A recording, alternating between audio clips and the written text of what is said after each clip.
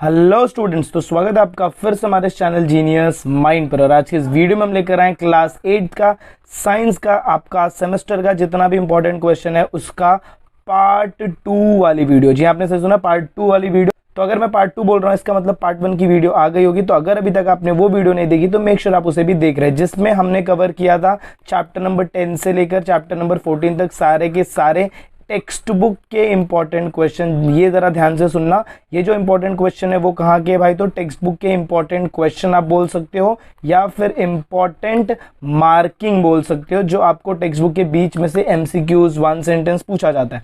आज के इस वीडियो में भी हम सेम पैटर्न फॉलो करेंगे। हम चैप्टर नंबर 15 से लेकर चैप्टर नंबर 19 तक के सारे टेक्सुअल क्वेश्चंस को देखेंगे, जो कि आपके लिए आपके सेमेस्टर एग्जाम के लिए इंपॉर्टेंट होगा। और आपको मैं बता दूं कि डेफिनेटली गारंटीड है कि ये जो मैं वीडियो बना रहा हूं, अगर आपने ये वीडियो देखा तो इसके अंदर से क्वेश्चन आपको एग्जाम में मिलेंगे। यहाँ पर कोई फेक वीडियोस नहीं बनाई जाती, प्रॉपर ऐसी वीडियोस बनती हैं जिसके कंटेंट, जिसके क्वेश्चंस आपको एग्जाम में जरूर से जरूर मिलेंगे। तो अगर आप ये वीडियो को पूरा का पूरा एंड तक वॉच कर रहे हो तो आपको फायदा जरूर होगा। तो चलिए स्टार्ट करते हैं इंपॉर्टेंट क्वेश्चन की वीडियो के साथ। चैप्टर 14 तक मैंने कंप्लीट कर दिया, चैप्टर 15 का ये वीडियो आज स्टार्ट करते हैं। तो सबसे पहले अगर मैं चैप्टर नंबर 15 की बात करूँ तो साउंड चैप्टर, यहाँ से जब आप आगे मूव करेंगे तो यहाँ पर आपको ये प्रॉन्ग का डायग्राम दे सकते हैं और यहाँ पर आपको नेमिंग करने को बोलेंगे। तो इसको प्रॉन्ग बोला जाता है और इसको स्टेम बोला जाता है। ये ट्यूनिंग फॉर्क का डायग्राम है। नेक्स्ट आगे चलेंगे तो आगे यहाँ से आपको ये डायग्राम दिखा के पूछ सकते हैं कि इसमें ये जो लाइंस है, ये लाइंस क्या बना रही हैं, तो this lines are rare fractions. और ये जो कंप्रेस्ड वाली लाइन है इसको क्या बोला जाता है, तो भाई कंप्रेशन। तो ये क्वेश्चन भी आपको पूछा जा सकता है अगर कोई डायग्राम बेस्ड क्वेश्चन आएगा तो। नेक्स्ट जो क्वेश्चन आपको पूछेंगे, they are set in periodic motion, ये याद रखना, in forward and backward direction. फिर इसके बाद अगर आप आगे यहाँ पर चले तो यहाँ पर the air outside the prong is compressed, तो यहाँ से आपको याद रखना है the region in which air is at high pressure and high density is called as compression, ये याद रखना है। और यहाँ पर द एयर प्रेशर, यहाँ पर such region is called as the pressure in which the air is at low pressure and low density is called rarefaction. तो ये तुमको या तो एमसीक्यू में मिलेंगे या तो वन सेंटेंस या तो डिफाइन में मिल जाएगा कि डिफाइन लो रेयर फ्रैक्शन, डिफाइन कंप्रेशन। तो आपको यही सेंटेंस लिखना है। इसके बाद फर्दर देखें तो यहाँ पर बोला गया है such a periodic motion of the prongs creates compression and rare fraction in the air and this propagated away from the air। फिर accordingly specific signal reach the brains, यहाँ से कुछ नहीं करना है। फर्दर मूव करें, हाँ तो ये डायग्राम आपके लिए इंपॉर्टेंट है, जिसमें इसको बेल जार का डायग्राम बोलते हैं। और प्रोपोगेशन मतलब अगर साउंड ट्रैवल कर रहा है तो उसके लिए सबसे ज़्यादा इंपॉर्टेंट क्या है, तो मीडियम इंपॉर्टेंट है। तो कितने तरीके के मीडियम है, तो सॉलिड, लिक्विड एंड गैस। फिर sound generation and propagation needs medium like air, तो ये स्टेटमेंट आपके लिए इंपॉर्टेंट हो जाएगा। फिर the bell jar is connected, तो ये बेल जार का आपका एक्सपेरिमेंट यहाँ से करना है, यहाँ से कोई ऑब्जेक्टिव क्वेश्चंस नहीं मिलेंगे। फिर यहाँ पर आपको ये वाला सेक्शन करना है जिसमें से आपको ये एंडिंग का लाइन याद रखना, the waves used in cell phone do not need any medium for propagation. फिर therefore the astronaut use some technologies like the one used in our cell phones to communicate with each other, ये important part यहाँ पर रहेगा। Since there is no medium which is necessary for generation and propagation of sound between the astronaut, direct sound propagation between them is not possible. तो ये भी एक question आपको हो सकता है, two astronaut can not directly talk in the space. तो यहाँ से क्वेश्चन बन सकता है, ऑलवेज रिमेंबर का पार्ट याद रखना। नेक्स्ट फर्दर मूव ऑन करें तो यहाँ से आपको ज़्यादा कुछ नहीं करना है, सिर्फ ये वाला पार्ट तो अभी मैंने बताया कंप्रेशन और रेयर फ्रैक्शन का। इसके पीछे वाला जो, हाँ ये पैराग्राफ में से आपको याद रखना, देखो one compression one rear fraction together form one cycle of the wave, the number of cycle formed in 1 second will be decided by the number of time the prongs of the tuning fork vibrates and the number of vibration of the tuning fork in 1 second। तो number of such cycle that produced in the air per second is called as the frequency of the sound wave। तो exam में आपको direct question पूछेंगे क्या, frequency, या फिर इसमें से आपको एमसीक्यूज के क्वेश्चन या फिर वन सेंटेंस के क्वेश्चन मिल सकते हैं। The frequency is measured in hertz, तो फ्रीक्वेंसी को किस में मेजर किया जाता है भाई, तो हर्ट्ज में। फिर यहाँ पर बस इतना ही। हाँ और एक चीज लास्ट वाला सेंटेंस याद रखना, the frequency of tuning fork is decided by the dimension of the prong that is length and thickness and the material used for making the prong. इसके बाद जब फर्दर हम मूव करें तो यहाँ पर ये जो डायग्राम दिया आपको, this diagram is nothing but of जल तरंग का डायग्राम है। इसमें आपको कुछ नहीं, an app for measurement of sound frequency में भी available on cell phone with the help of your teacher. यहाँ पर कुछ नहीं है, कुछ नहीं है, ठीक है। फिर हम जब फर्दर मूव करेंगे तो यहाँ से आपको ये फ्रीक्वेंसीज याद रखनी, सा की फ्रीक्वेंसी गा रे मा पा धा नी, ये पूरा फ्रीक्वेंसीज याद रखना पड़ेगा। और यहाँ पर अगर आप चेकआउट करेंगे तो in musical instrument like flute the holes on the flute are open और close to change the length of vibrating air column in the flute. The frequency of waves therefore changes, its results in the production of different notes. In flute, different notes can be generated by changing the way of air blowing also. तो ये दोनों चीज़ें आपको पूछ सकते हैं कि flute में अगर आवाज़ आपको बोलते हैं ना अलग अलग निकालनी है, मधुर आवाज़ निकालनी है, तो कैसे निकाल सकते हो? या तो changing the vibrating length and दूसरा विंड ब्लोइंग, जो एयर ब्लो आप करते हो उसके स्पीड को चेंज करके भी आप कर सकते हो। This includes instruments like sitar, violin, guitar, which use strings for production of sound, and instruments like flute, shennai, which uses air blown into pipes. तो ये भी आपको पूछ सकते हैं, give some name of instrument which uses strings for production of sound. और नीचे वाला जो दिया है वो आपका क्या है, तो air blown into pipes. Further move करेंगे तो यहाँ से आपको याद रखना है, हाँ अभी हम इसमें बात करते हैं साउंड प्रोड्यूस्ड बाय ह्यूमन। तो इसमें सबसे पहला तो आपको ये याद रखना है, दिस इज फिगर शोन, फिर यहाँ पर कुछ नहीं है, इतना इंपॉर्टेंट पार्ट। फिर जब आप यहाँ पर जाएंगे, when the lung forces air through the slit, the vocal cord muscles attached to the vocal cord can make the cord tight or loose. When the vocal cords are tight and thin, the type of quality or voice is different. फिर इसके बाद यहाँ पर ये डब्बा आपको याद रखना है, vocal cords are 20 cm in length male and about 15 cm in female and even small in children. Therefore, the voice of male, female and children are different. Human larynx works in a similar way, but इसमें इतना कुछ आपको याद नहीं रखना है। आपको exam में डायग्राम दे सकते हैं, डायग्राम का मार्किंग एक बार चेकआउट कर लीजिएगा।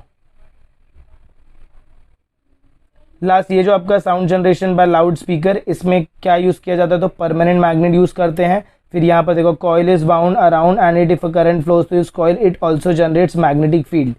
मैग्नेटिक फील्ड जनरेट करता है, तो फिर क्या होगा, in the same way depending on the magnetic field created due to coil, the coil moves back and forth, the frequency and amplitude of the movement of the coil depends on the variation. तो आपको exam में पूछेंगे frequency and amplitude depend किस पे करता है, तो current flowing through the coil. As the coil moves the conical screen of the loudspeaker which is attached to the coil also moves back and forth. बस इसमें इतना important part है। Further जब आप आगे जाएंगे तो यहाँ पर बोला है, देखो this villain if sound level is around 100 decibel, the sound can be harmful to us. Therefore, although the loudspeaker can generate very loud sound, there must be limit on its loudness. बस ये chapter से आपको इतने questions मिल जाएंगे। और इसके अलावा अगर आपको क्वेश्चन देंगे तो आपको बैक साइड के सारे क्वेश्चंस करने हैं, ऑब्जेक्टिव जितने भी हैं। गिव साइंटिफिक रीजन, सिर्फ टेक्सचुअल। देखो एस्ट्रोनॉट वाला क्वेश्चन मैंने आपको बताया, तो जितने भी टेक्सचुअल क्वेश्चंस है वो आपको करके रखने हैं। चलिए नेक्स्ट मूव ऑन करते, chapter number 16 that is reflection of light. जब मैं रिफ्लेक्शन ऑफ लाइट की बात करता हूं तो यहाँ पर क्या बोला, देखो sense of vision is the most important among of our 5 senses. तो ये फर्स्ट स्टेटमेंट यही मिल गया। फिर यहाँ से आपको reflect the light entering our eyes में be emitted by the object और may be reflected by the object. फिर ये आपका रिफ्लेक्शन ऑफ लाइट का ये डेफिनेशन आपको याद रखना है। फर्दर मूव जब हम करेंगे यहाँ पर, तो यहाँ पर the rays falling on the surface falling on any surface are called as incident rays. The point at which the incident ray falls is called as the point of incidence. The rays going away from the surface after reflection are called reflected rays. ये सब define के question है या फिर one sentence के question है। What is incident ray, what is the point of incidence. ये the direction of the reflected ray is decided by some rules which are called as laws of reflection. तो laws of reflection की अगर मैं बात करूँ तो इधर दिया, ये डब्बा आपको याद रखना है, ये डायग्राम आपको याद रखना है। कभी कभार आपको ये डायग्राम देंगे तो उसमें नेमिंग करने को बोलेंगे, तो इसको इंसिडेंट रे बोला गया है, सेंटर में नॉर्मल, ये रिफ्लेक्टेड रे, ये बनता है एंगल ऑफ इंसिडेंस, ये बनता है angle of reflection, this is point of incidence. बराबर, ये 3 लॉज आपको याद रखने हैं। और यहाँ पर देखो नीचे इसके टर्म्स रिलेटेड, मतलब इसका नेमिंग दिया हो, तो ये आपको कर लेना है। फर्दर जब मूव करेंगे यहाँ पर, ये टेबल आपके लिए इंपॉर्टेंट है। Angle of incidence is always equal to, ये दोनों क्या रहते हैं भाई, तो इक्वल रहते हैं। इसका मतलब क्या कि अगर मेरा एंगल ऑफ इंसिडेंस 30 डिग्री है तो एंगल ऑफ रिफ्लेक्शन भी कितना होगा, 30। अगर ये 45 है तो ये भी 45, ये 60 है तो ये भी 60। इसका मतलब always angle of incidence is always equal to angle of reflection. तो ये आपको एग्जाम में कुछ क्वेश्चन पूछ सकते हैं, if the angle of incidence is 30 degree then what is the angle of reflection, तो आपको डायरेक्ट लिखना पड़ेगा। फर्दर मूव करेंगे तो यहाँ पर, हाँ यहाँ पर अभी अगर आप देखेंगे तो 2 तरीके का रिफ्लेक्शन आपको दिया है, एक स्मूथ रिफ्लेक्शन, एक रेगुलर रिफ्लेक्शन है जिसको बोला जाता है स्मूथ रिफ्लेक्शन, और एक है इररेगुलर रिफ्लेक्शन जिसको बोला जाता है रफ सरफेस पे रिफ्लेक्शन। तो इसका आपको क्या करना है, मास्टर की में इसका आपको दिया है डिफरेंस बिटवीन। अगर आप वो डिफरेंस बिटवीन करते हैं तो सारा का सारा, कोई भी 1 मार्क्स का क्वेश्चन है, 2 मार्क्स 3 मार्क्स, सारा का सारा कवर आउट हो जाता है। फिर ये ऑलवेज रिमेंबर के 3 स्टेटमेंट आपको याद रखने हैं। फर्दर आप यहाँ पर आएंगे तो as moon is not self luminous, the sunlight falling on the surface of the moon is reflected, this reflected light is again reflected by water to give us the image of moon. In this way light get reflected several time. तो exam में आपको पूछेंगे give one example in which the light gets reflected several time, तो आपको ये example लिखना है। Further हम बात करें तो ऐसे इंस्ट्रूमेंट जो लाइट मिरर्स को यूज करते हैं, तो फर्स्ट आएगा आपका कैलाइडोस्कोप। अभी इसका फंक्शन क्या है वो ध्यान से सुनना। The speciality of kaleidoscope is that the design do not easily repeat themselves. Every time the design is different. People making wallpapers which are used to decorate walls and cloth designer use kaleidoscope for new design. तो ये आपका important points रहेंगे जिसमें से आपको question मिल सकते हैं। Further हम मूव करेंगे तो ये हो गया हमारा पेरिस्कोप। ये देखो पेरिस्कोप का आपको डायग्राम बनाने को बोलेंगे यहाँ, और इसमें जो मिरर को रखा जाता है, वो जो मिरर है इसका जो एंगल रहता है वो कितना रहता है 45 डिग्री। तो ये भी याद रखना, एग्जाम में आपको पूछेंगे the mirror in the periscope are placed at which angle, तो 45 डिग्री एंगल। फिर उसके बाद from the bottom window one can see, हाँ यहाँ पर लास्ट में आपको याद रखना है सिर्फ kaleidoscope and periscope both uses the properties of reflection of light. यहाँ से ये क्वेश्चन करने, ये क्वेश्चन अभी मैंने आपको बताया इंसिडेंट रे रिफ्लेक्टेड रे वाला, दोनों एंगल सेम रहता है, वो पार्ट है। बैक क्वेश्चन आपको सारे करने हैं। चलिए नेक्स्ट मूव ऑन करते हैं। अच्छा ये क्वेश्चन एक बार देख लीजिए, ये क्वेश्चंस भी, ऐसे क्वेश्चंस भी आपको मिल सकते हैं, ये भी आपको कर लेना है। मूव ऑन करते हैं नेक्स्ट चैप्टर, दैट इज अब 17 चैप्टर। अब 17 चैप्टर में बहुत सारी चीजें हैं जो आपको याद रखनी पड़ेंगी, तो ध्यान से ये पार्ट अभी सुनिएगा। सबसे पहला यहाँ पर आपको क्या बोला, देखो human perform research on various materials in laboratory with help of it various material are manufactured in factories, such materials are called as man made material. Example आपको पूछेंगे मैन मेड मटेरियल का, तो कौन सा glass, plastic, artificial threads and thermocol. Now those materials are made up of various materials like wood, glass, plastic, thread, soil, metal, rubber, etc. Out of those, wood, rock, minerals, water and are natural. तो आपको natural material पूछेंगे और man made material पूछेंगे, जिसमें आपको ये दोनों parts लिखने हैं। चलिए इसके बाद फर्दर अगर आप देखें तो यहाँ पर आपको बोला है मैन मेड मटेरियल, बस इसमें इतना कुछ करना नहीं है, सिर्फ नीचे आपको यहाँ पर ध्यान देना। देखो the structure of the all plastic is not same, some are linear while some are circular depending on the effect of heat. Plastic can be classified into two types, the plastic that can be molded as per wish are called as thermoplastic, तो वो याद रखना है, plus उसके example याद रखने हैं। फिर अनदर प्लास्टिक इज जो थर्मोसेटिंग प्लास्टिक होता है, जिसको आप अपने हिसाब से कोई शेप नहीं दे सकते, उसको, उसके एग्जांपल्स आपको याद रखने। तो ये इतना इंपॉर्टेंट पॉइंट यहाँ पर रहेगा। एग्जाम में आपको क्या करेंगे ना, इसका फोटो दिखाएंगे और बोलेंगे identify the type of plastic, तो डायग्राम भी देख लेना, फोटो भी देख लेना, ताकि आपको प्रॉब्लम ना हो। नेक्स्ट अगर हम देखें तो यहाँ पर plastic does not corrode, does not decompose, it is not easily affected by humidity, heat, rain etcetera. Items of any colour can be made from it can be moulded into any shape due to property of plasticity. तो इसके पास कौन सा property, plasticity. Bad conductor of heat and electricity being light in weight, it is easy to carry. ये सारे के सारे properties है। तो एग्जाम में आपको पूछा right the properties of plastic, तो यहाँ से आपको लिखना है। फिर types and uses of the plastic, तो पहला थर्मोप्लास्टिक, फिर थर्मोसेटिंग। थर्मोप्लास्टिक में पॉलीविनाइल, पॉलीस्टाइरिन, पॉलीथाइलिन, पॉलीप्रोपाइलिन, इसमें सब याद रखना पॉली वाले बंदे लोग हैं। इसमें बेक्लाइट, मेलामाइन, पॉलीयूरेथेन और पॉलिएस्टर। तो यहाँ से आपको क्या करना है, इनके यूजेस पढ़ के रखने हैं, कोई भी यूजेस आपको एग्जाम में पूछ सकते हैं, तो ये दोनों टेबल आपके लिए इंपॉर्टेंट होगा। नेक्स्ट मूव करते हैं, जिसमें हाँ यहाँ पर देखिए vehicle, plastic is used in health care sector, example syringes. First point, vehicles used to cook food in microwave oven are made up of plastics. Vessels sorry, vehicle बोला मैंने, व्हीकल्स नीचे। Vehicles are coated with Teflon to protect from scratches, Teflon is a type of plastic, ये important part है, exam में आपको पूछेंगे Teflon is a type of dash, तो आपको लिखना है Teflon is a type of plastic. There are more than 200 different types of plastic, तो आपको एग्जाम में पूछेंगे how many different types of plastic are present, तो कितना है 2000। Some types of plastics are used in assembling some parts of aeroplane, में भी plastic use किया जाता है। Polyacrylic is a type of plastic used for manufacturing lenses and artificial teeth, तो आपको बोलेंगे plastic used in manufacturing of lenses and artificial teeth, तो आपको क्या लिखना है, पॉलीएक्रिलिक। Some materials are naturally degraded, they are called as degradable material, while some material do not are called as non degradable material, ये example याद रखना है। फिर बस इसमें इतना ही है। नेक्स्ट ये टेबल आपको जरूर से जरूर याद रखना है, इसमें से क्वेश्चन आएंगे। फिर ये 4 प्रिंसिपल याद रखने हैं, reduce, reuse, recycle and recover. फिर वी शुड ऑप्ट आइटम, इसकी जगह कौन सी आइटम्स को ऑप्ट करना, तो डिग्रेडेबल मटेरियल। डिग्रेडेबल मटेरियल में आपको एग्जाम में पूछेंगे write the example of degradable material, तो jute bag, cloth bag, paper bag etcetera.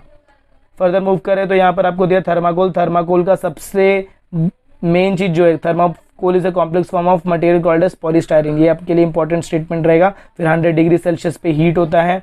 Due to this we can give any desired shape to it, being a good shock absorber, it is used in packaging of delicate items, इतना आपको याद रखना है। इसके बाद आगे जब आप यहाँ पर देखेंगे तो एडवर्स इफेक्ट में सबसे पहला being carcinogenic ingredient in styrene, तो जो भी बंदा रहेगा उसको क्या हो सकता है, ब्लड कैंसर लाइक ल्यूकेमिया और lymphoma. Non biodegradable long duration. फिर डिस्ट्रॉइंग, फिर still more hazardous method as it release poisonous gases in atmosphere, in mass gathering plates and cups, it affects the health, it affect the food kept. ये pointers पढ़ लेना, इसमें से भी important questions मिलेंगे। फिर लास्ट वाला, person staying in contact with thermocol for long term में develop the problem of eyes, respiratory system, skin, digestive system. Pregnant women में face the miscarriage, liquid styrene में कॉज स्किन बर्न। तो ये याद रखना, लिक्विड स्टायरिन से क्या होता है, स्किन बर्न होता है। नेक्स्ट अभी हम देखेंगे ग्लास। ग्लास का हम मैन्युफैक्चरिंग देखेंगे, तो इसमें सबसे पहले आपके लिए glass is the non crystalline hard brittle solid material formed from the mixture of silica and silicate. Silica और सिलिकेट को मिलाकर बनता है SiO2। अच्छा, एक और यहाँ पर दिया है, ट्रांसपेरेंट मटेरियल होता है ये। फिर आगे चलेंगे तो SiO2 which refer to as a sand depending on the proportion of silica and other component glass. There are different types of glass such as soda lime glass, borosilicate glass, silica glass, alkali silicate glass. Production of glass, इसका temperature जरा देख लेना। Silicon dioxide melts at 1700 degrees Celsius. So as to melt that mixture at low temperature, piece of discarded glass are added to it. Due to this the mixture melt at 850. ये भी याद रखना। और क्यों melt होता है, because discarded glass pieces are added to it. Due to this 1500 degree Celsius immediately cool, due to sudden cooling mixture becomes homogeneous, amorphous, transparent instead of crystalline. This is called as soda lime glass. ये important part. फिर properties of glass, आपको यहाँ से ये पूरा checkout करना है। Properties of glass ये अभी पहले भी बात किया हमने। फिर यहाँ पर डिफरेंट टाइप्स ऑफ ग्लास, अभी क्या पढ़ना है, उसका नाम पढ़ना है और उसका यूजेस। तो सिलिका ग्लास है, इसमें इंपॉर्टेंट प्रॉपर्टी क्या है, made up of silica, minimum expansion in heating. फिर प्रोड्यूस्ड लैबोरेटरी ग्लासवेयर। फिर बोरोसिलिकेट ग्लास देखोगे तो borosilicate glasses produce by melting the mixture of sand, soda, boric acid and aluminium oxide. फिर hence bottle made up of borosilicate glass are used in pharmaceutical to store medicine. क्योंकि ये कोई भी effect तो exam में तुमको पूछेंगे, dash type of glass are use to store medicine, तो आपको लिखना बोरोसिलिकेट ग्लास। फिर alkali silicate glass, as this glass is soluble in water it is also called as water glass. soluble in water मतलब क्या, पानी में घुल जाता है। Mixture of sand and soda. फिर नेक्स्ट आगे चले तो लेड ग्लास देखिए, तो यहाँ पर क्या है, it is used in manufacturing of light bulbs and tube. Lead glass is produced by melting the mixture of sand, soda, limestone and lead oxide. फिर ऑप्टिकल ग्लास की बात करें तो ऑप्टिकल ग्लास मतलब जो आप चश्मे में यूज करते हो। Optical glass is produced from the mixture of sand, soda, limestone, barium oxide and boron. This type of pure glass is useful in production of spectacle lenses, microscopic lenses, etc. Colored glass, soda lime glass is colorless so as to impart desired color. Oxide of specific metal is mixed during manufacturing process. Ferrous oxide is mixed to get bluish green glass and copper oxide to get red glass. तो exam में ये तुमको यहाँ से एक question मिल सकता है। Next, so as to improve the quality and utility some processing is performed on glass and various types like reinforced, इसको बोलते हैं प्रोसेस ग्लास। यहाँ से ये पार्ट चेकआउट करना। फिर इसके बाद आपको ये दोनों चीज़ें करनी है। Effects of glass on environment, need to be heated 1500 during this greenhouse gases like sulphur dioxide, nitrogen dioxide. तो एग्जाम में तुमको पूछेंगे write the names of greenhouse gases, तो आपको लिखना sulphur dioxide, nitrogen dioxide, carbon dioxide. As this glass is non-degradable, if pieces of the waste glass material flow into water body, it may affect the ecosystem. Similarly, drainage may be blocked due to these pieces. Further आगे चले तो ये chapter आपका done out होता है और इसके अंदर आपको ये बेसिक पीछे के सारे क्वेश्चन करने, बट वो सारे के सारे क्वेश्चंस मैंने कवर आउट कर लिया। आप चेकआउट करेंगे तो आपको पता चलेगा कि हमने वही क्वेश्चंस को कवर आउट किया है। चलो नेक्स्ट मूव करते हैं, that is chapter number 18, that is your ecosystem. बहुत ही छोटा सा चैप्टर और सिंपल सा चैप्टर। सबसे पहले तो तुमको ये क्वेश्चन कंप्लीट आउट कर लेना है। इसके बाद जब तुम इधर आओगे तो living are called as biotic factor, non living are called as abiotic factor. Continuous interaction between this non-living and living organism, their habitat environment are correlated with each other. फिर biotic and abiotic factor and their interaction forms an ecosystem, ये आपको याद रखना है। और कौन से type का रिलेशनशिप रहता है, तो रेसिप्रोकल रिलेशनशिप, ये भी याद रखना है। ये चार्ट आपको याद पढ़ के रखना है, कौन से फैक्टर्स हैं। जैसे इनऑर्गेनिक सब्सटेंस तुमको पूछा तो hydrogen, oxygen, nitrogen, calcium, iron, ये नाम याद रखना है। ऑर्गेनिक पूछा तो प्रोटीन, कार्बोहाइड्रेट, लिपिड। वैसे फिजिकल पूछा तो वैसे आपको याद रखना है। फिर यहाँ पर आपको याद रखना ये डू यू नो डिकम्पोजर वाला part. Next, structure of an ecosystem की बात करो तो some plants need more light. फिर यहाँ पर आप आगे जाएंगे, इतना कुछ उसमें इंपॉर्टेंट नहीं है। अबायोटिक फैक्टर में कौन कौन आएगा, तो air, water, soil, sunlight, temperature and humidity affects the biotic factor in ecosystem. The biotic factor in an ecosystem decide which biotic factor will survive in it and what will be their number. इसमें इतना कुछ नहीं है। आगे आप जाएंगे तो every living organism in an ecosystem plays a particular role while living, moving in that ecosystem. The position, अच्छा ये जो निश वाला पार्ट है ये आपको याद रखना है, ये पूरा का पूरा स्टेटमेंट। फिर आपको ये पूरा का पूरा चार्ट याद रखना है, एग्जाम में तुमको ये पूछेंगे, इसको इंपॉर्टेंट मार्क कर लो, नेमिंग करना पड़ेगा आपको इसका। फिर हम फर्दर जब मूव करेंगे तो यहाँ पर ज़्यादा कुछ इंपॉर्टेंट नहीं है। Types of ecosystem are formed according to size, place, climate, types, यही लिखा है और आपके लिए कुछ इतना इंपॉर्टेंट नहीं है जो आपको यहाँ से क्वेश्चन बन सके। फर्दर हम जब आगे जाएंगे तो यहाँ पर आपके लिए क्वेश्चन बन सकता है, that is biomes. Such large ecosystem are called biome. This biome contain many small ecosystem. Earth itself is a vast ecosystem. Two types of biomes are found on Earth: land biome and aquatic biome. अब आपको land biome के questions check out करने पड़ेंगे। तो taiga, tropical forest, the biome which exist only on land are called as land biome due to unequal distribution. फिर इसमें कौन कौन आएगा land में, तो grassland आएंगे। फिर इसमें कौन से animals रहते हैं वो आपको देखना है। फर्दर आप मूव ऑन करेंगे आगे तो यहाँ पर आपको ऐसे डब्बे भरने आने चाहिए। फिर इसके बाद यहाँ पर ये भर लेना, ये कौन से स्टेट में एग्जाम में आपको पूछेंगे, दाचीगम नेशनल या नेशनल पार्क या फिर sanctuary lies in which state, वो पूछ सकते हैं। एवरग्रीन फॉरेस्ट क्या होता है वो पूछेंगे। फर्दर हम मूव करेंगे तो यहाँ पर तुमको ये भी याद रखना है कि इसमें से कोई भी नाम उठा के दे देंगे, whether it is primary consumer, secondary consumer और प्रोड्यूसर, वो आपको लिखना पड़ेगा। फर्दर आगे चले, हाँ यहाँ से याद रखना, many ecosystem are conserved in around 520 sanctuaries and national parks in India. Great Himalayan National Park is the largest sanctuary where white panther, a rare species, is conserved. Elephant, wild bear, wild buffaloes, deers, tiger, panthers are conserved at Kaziranga. तो exam में पूछेंगे काजीरंगा में कौन से animal है और काजीरंगा किधर है, तो it is in Assam. Next, 2/3 of the total number of single horn rhinos in the world is found at Kaziranga. Sanctuary at Bharatpur is famous for aquatic birds. Ranthambore Sanctuary is famous for tigers. Gir Forest in Gujarat is the only habitat shelter for the spectacular Asiatic lion. तो इसमें से भी बहुत सारे important questions मिलेंगे आपको। Aquatic ecosystem की बात करें तो यहाँ पर आपको बोला 71% of the earth surface is covered by water and only 29% as land. Types of aquatic system, तो fresh water aquatic system, marine ecosystem, creek ecosystem. Further आप आगे देखेंगे तो फ्रेश वाटर इकोसिस्टम में ये सारी चीज़ें आएंगी। ये टेबल आपको वापस याद रखना है, प्राइमरी कंज्यूमर कौन होते हैं, सेकेंडरी कौन होते हैं, टर्शरी कौन होते हैं, डिकम्पोजर, वो आपको लिखने को बोलेंगे। मरीन इकोसिस्टम की बात करूँ तो marine plant grows in this ecosystem, shallow water contain, इतना कुछ नहीं है। डेड बॉडीज ऑफ प्लांट, नहीं इतना कुछ नहीं है इसमें।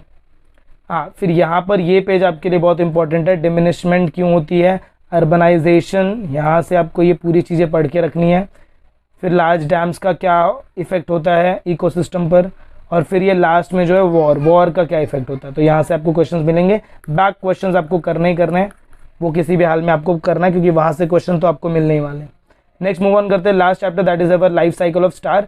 इसमें अगर मैं बात करूँ तो सबसे पहले आपको याद रखना, the universe is made up of innumerable galaxies, galaxies differ in structure and shape, we can divide into 3: spiral, elliptical, irregular galaxies. Our galaxy spiral galaxy is also called as a milky way and मंदाकिनी। बस next move करें आगे तो इसमें ज़्यादा कुछ उतना नहीं है। Sun is an ordinary star among them. फिर आगे चले तो stars are gigantic spheres of hot gases. फिर फर्दर मूव करें तो sun is about 3.3 lakh times that of earth and its radius is 100 times that of earth.